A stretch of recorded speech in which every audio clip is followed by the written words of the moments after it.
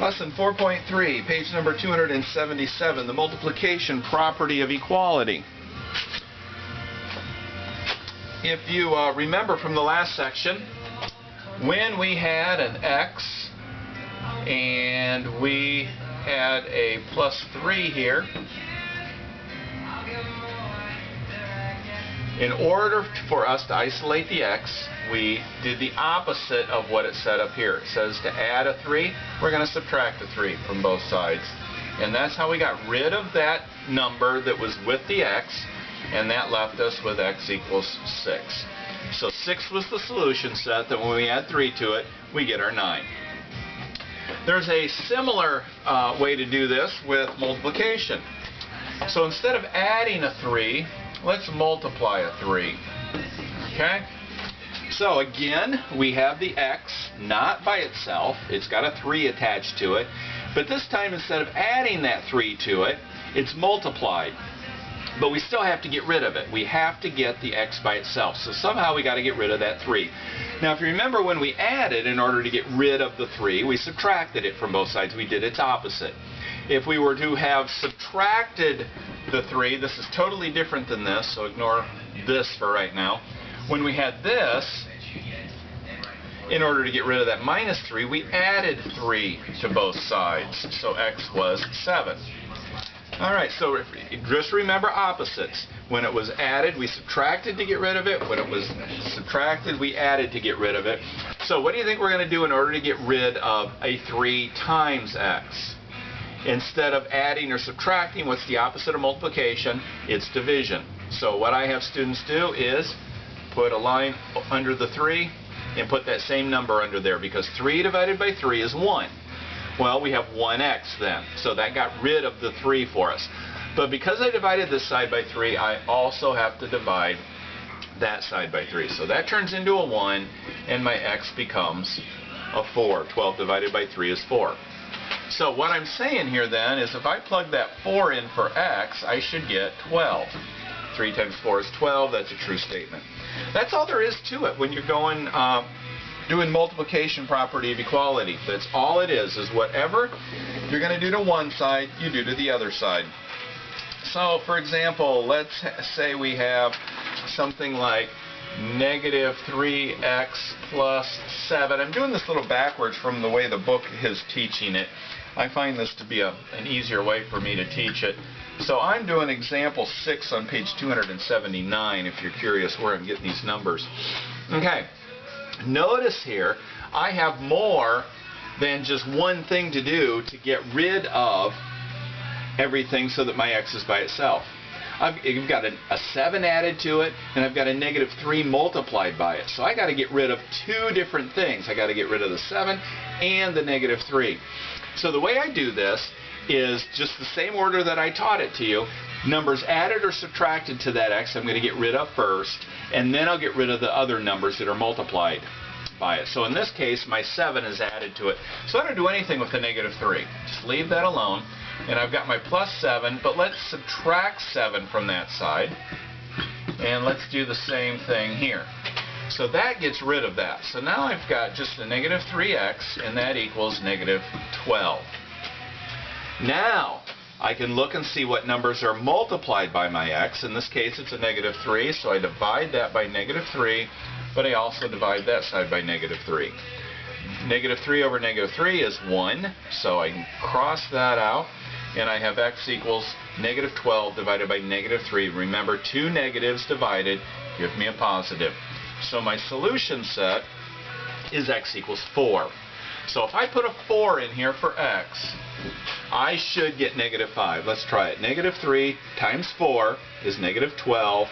Plus 7, sure enough, is negative 5. So that was the correct way of doing it. But notice there were 2 steps. First of all, I get rid of the numbers added or subtracted to the x. Then I get rid of the number multiplied by the x.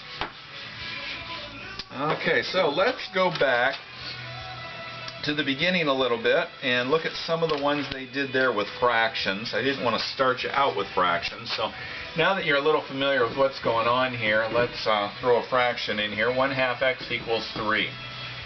Alright, so according to the rule that I set up before, if a number is multiplied by the x, in order to get rid of it, we do what?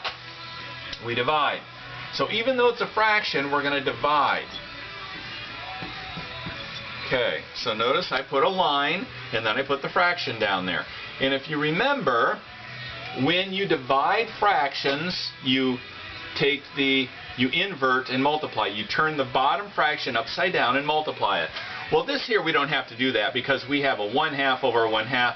And whenever a number, regardless of whether it's a fraction or a decimal or a whole number, is divided by itself, it just disappears. It becomes a 1.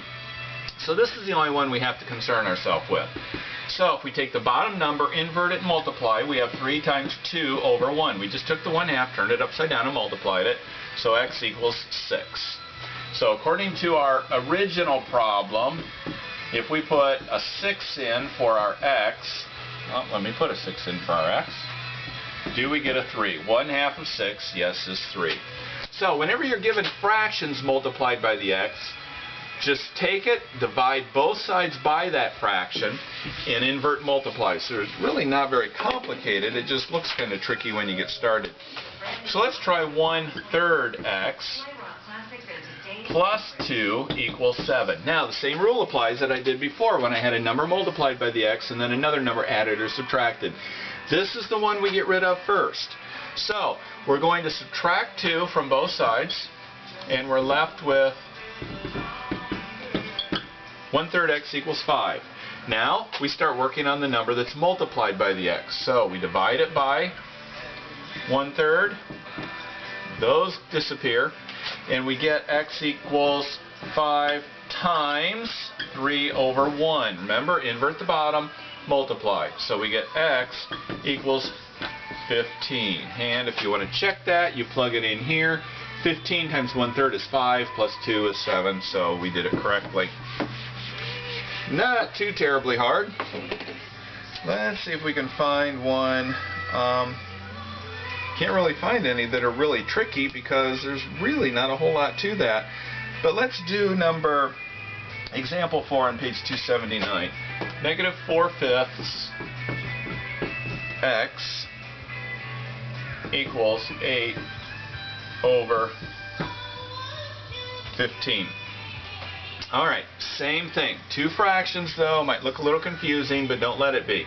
We don't have any number added or subtracted to this x. All we have is a -4/5. So we divide by -4/5. You carry the sign along with it. Everything is exactly the way it is on top down here. Those disappear, and we end up with 8/15 divided by -4/5. But it's simple enough because all we're going to do is turn that bottom fraction upside down. And it does not matter if you put that negative up here with the 4 or the 5. It doesn't matter. You're going to get the same answer. So it's up here on top with the 4. Let's just leave it with the 4 just for simplicity's sake. And we get 8 equals 40 over -60. And then you reduce that the way that you were taught earlier. Or if you want to, you can reduce this earlier, because this is really -2 times 2, instead of, which is -4. And this is 2 times 2 times 2, so you can cross those out if you want. And this is 5 times 3, so that gives you a chance to cross those 5's out, which gives you 4 over -6, if you prefer to do that. If you'd rather reduce later, you got a 0 up here and a 0 up here, cross them out, and you end up with 4 over -6. Same thing. Excuse me. All right. Let's do some examples from the homework then.